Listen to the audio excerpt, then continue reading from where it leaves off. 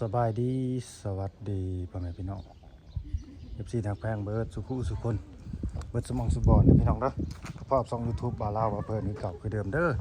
เพื่อที่ว่าเข้ามาเบิกมาชมกับเบิ่งคลิปยาวๆนี่เด้อพี่น้องเด้อมันโฆษณาให้นำเด้อแล้วก็เบิ่งให้จบคลิปนั่นแหละกลับเข้ามาหาครอบครัว ไปเบิ่งดูมามื้อนี้ น้องมิเพิ่นคือเก่า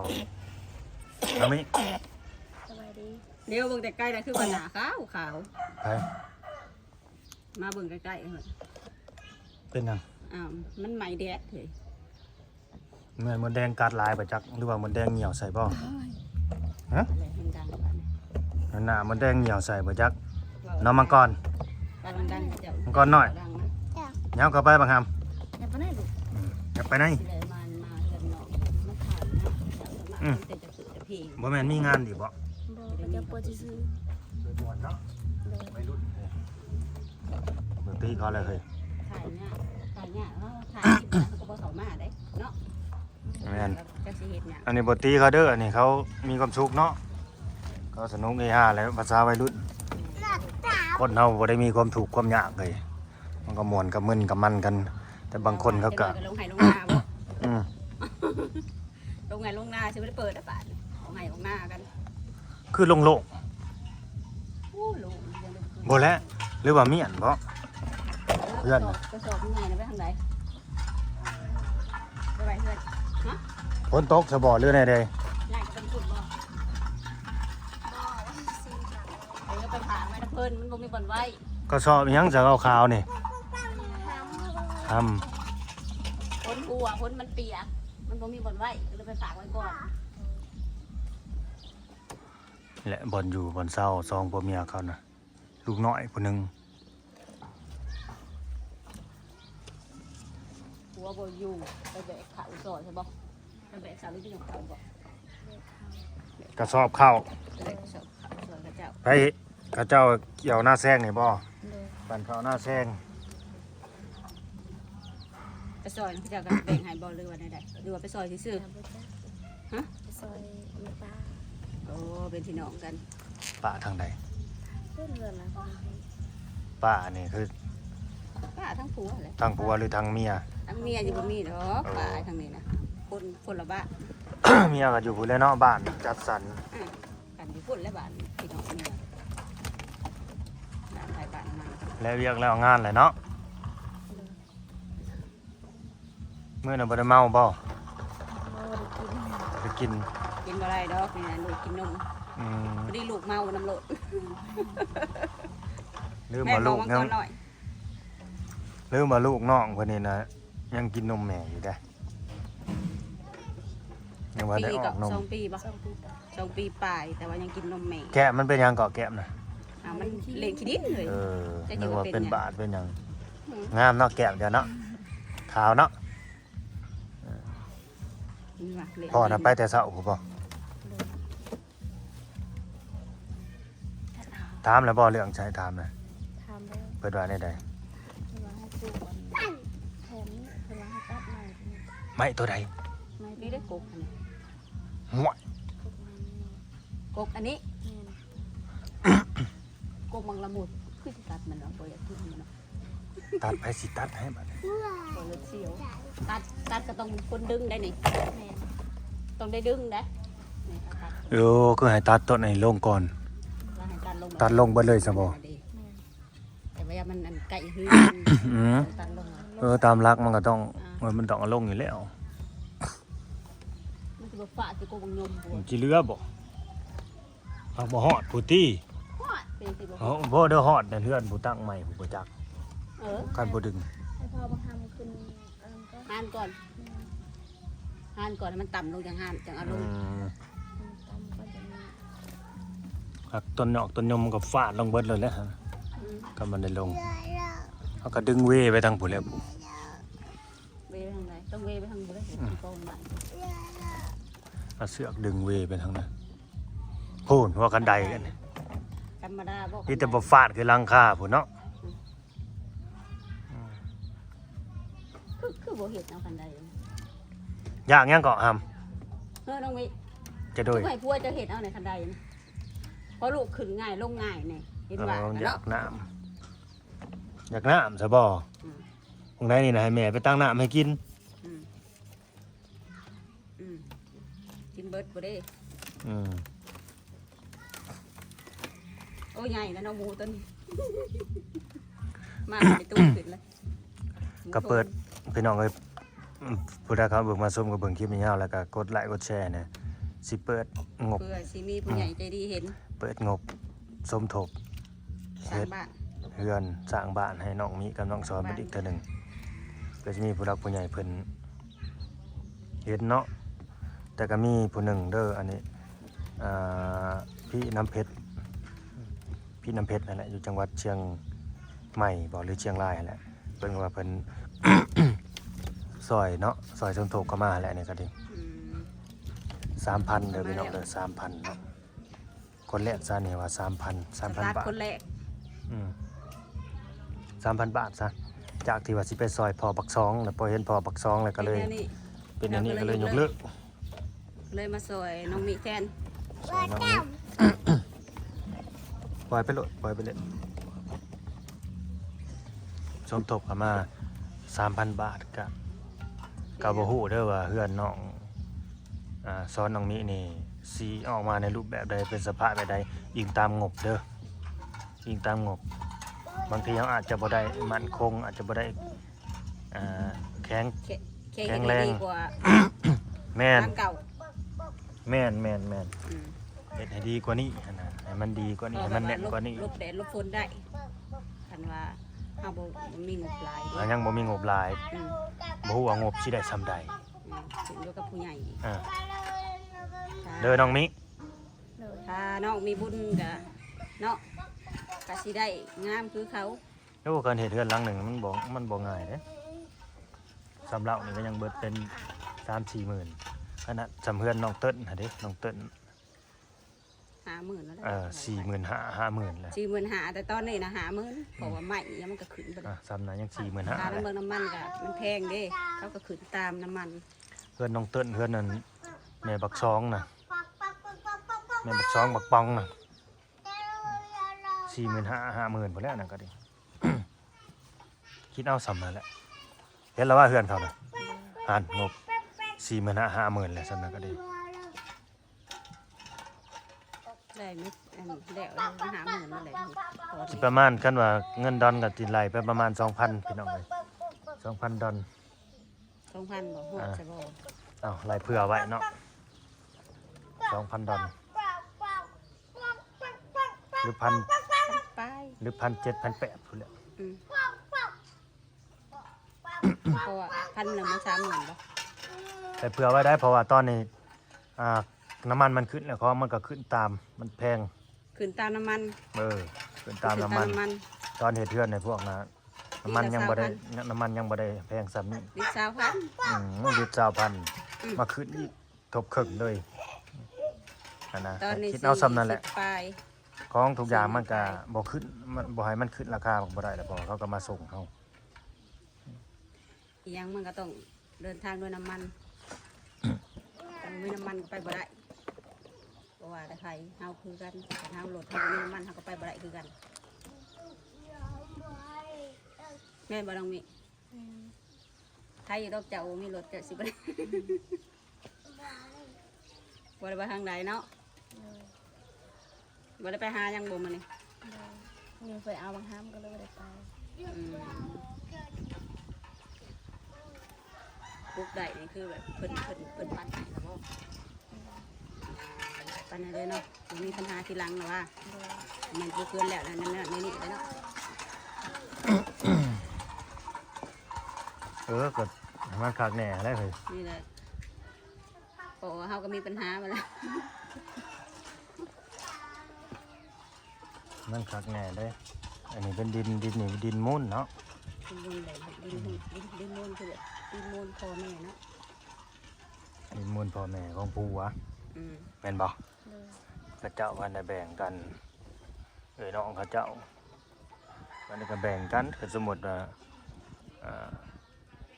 ปู่หรือว่าย่าน้องซ้อนนี่มีลูกจักคนแล้วก็แบ่งให้ลูกเล่าแบ่ง แต่คนก็แบ่งปันกัน แต่แหละเราสิให้อิหยังผู้ใดให้ตัวใด อันนี้ ค บั น ด ก็ได้หายในหน้ามันก็มันก็ดีเพื่อน อันนี้บัดบูญาบัดเสียไปแล้วมันก็ตกอยู่ที่ผู้รักผู้ใหญ่ลูกหลานเพิ่นนั่นแหละบ้านนี้เพราะน้องซ้อนนี่บัดกำพร้าหั้นนะพี่น้องเอ้ยกำพร้าพ่อแม่ตายเบิดหั้นนะมีแต่อ้ายบ่หรือเอื้อยก็ เอื้อย เอื้อยกับน้อง สองคนเอื้อยสองน้องคนหนึ่ง น้อย เปิดจำได้จำบ่ได้ มีแต่เอื้อยแต่น้องบาดนี่ พ่อแม่เสียไปแล้วแต่ยังน้อยขนาดแต่งเมียก็ยังเอื้อยแต่งให้กันโมมีเอื้อยก็จะพอแห้งอีกเนาะ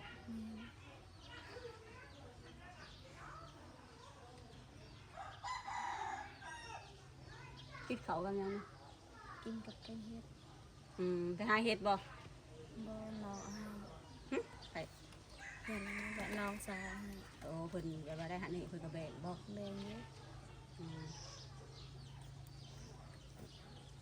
เราก็บอกนำอยู่ว่า ก็แต่เมียเพิ่นนำไปว่า สรุปมีเมียบ่บ่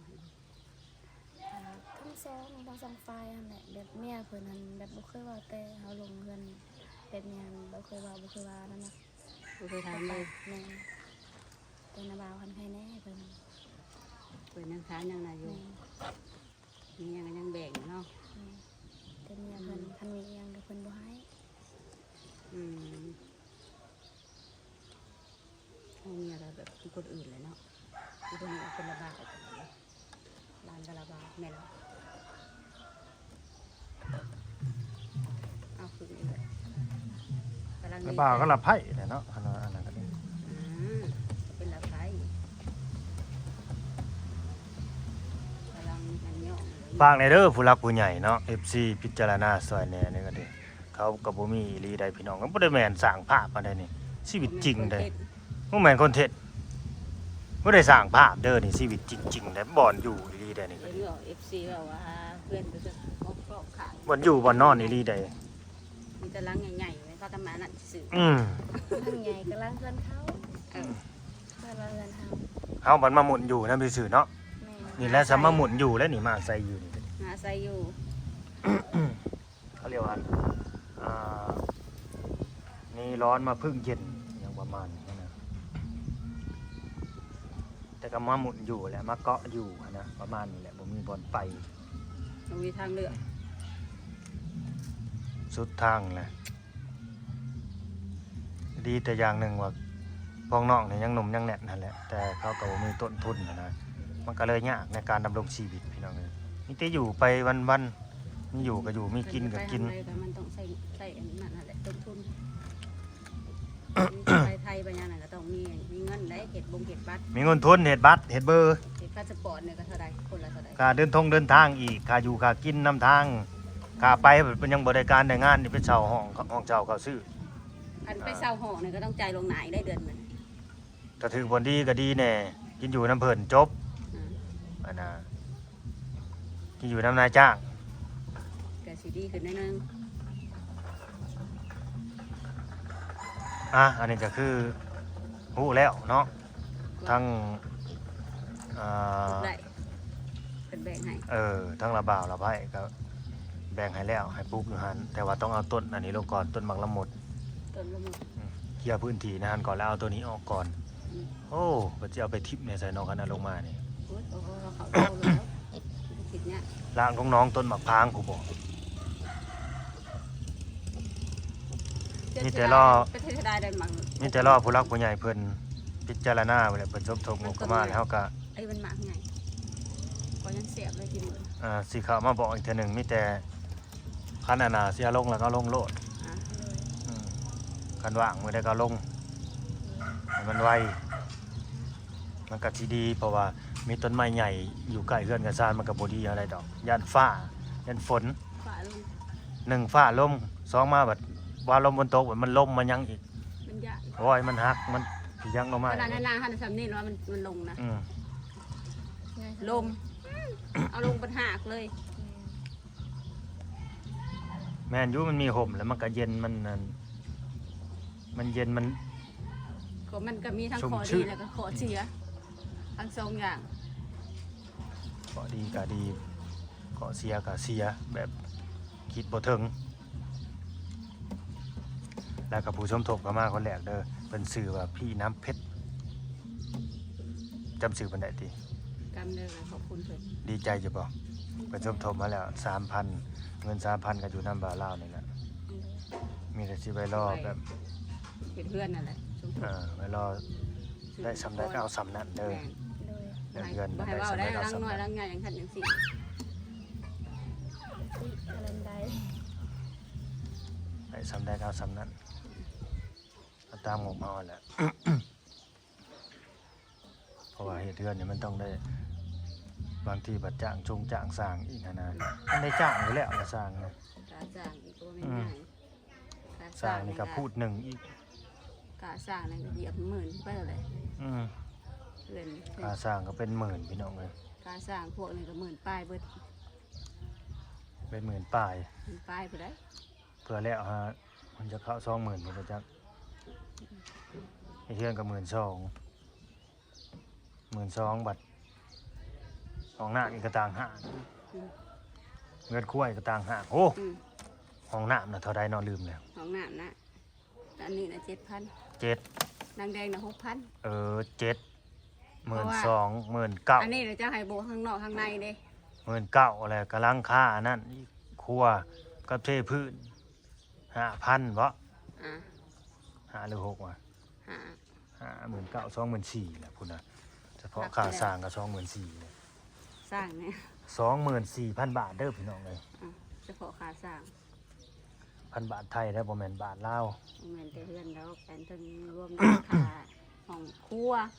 อันนี้บ่แม่นว่าเฮือนหลังนี้เด้อพี่น้องบ่แม่นเฮือนน้องมิเด้อจังหวะสิว่ามันถึงเทิงของ เพื่อน ข น้ อ อง ง เติ้น น้ำบ่ เพื่อนน้องเติ้น เว้าถึงกัน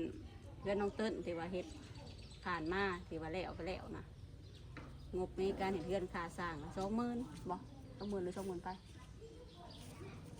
24,000ยังว่ารวมเบิด 24,000 24,000เบ็ดเสร็จทั้งเฮือนทั้งอ่า กัน ห้อง คือ ครัว เฮือนนางแดงนี่บ่ให้เว้าถึง แล้วก็ห้องน้ำ เบิดหลาย จะบอกเฮือนใหญ่หลังเดียวก็20,000ปลาย20,000ปลายได้ค่าสร้าง ไก่ไปนะ ใกล้ทวารนี่แหละ โอ้ เดี๋ยวบ้าน มันคือมาขึ้นปลาเฮือนมันแท้ไปไรมันเคยได้กินฮะผู้แล่นคือบ่นอนก็มันบอกเขาไปขี้สิมันลงมาแล้วผู้ เอาออกรถใหม่นะ เอาออกมันก็บินขึ้นแล้วบ่ มันก็บอกแม่จะบอกนี่คือรถบอกอยู่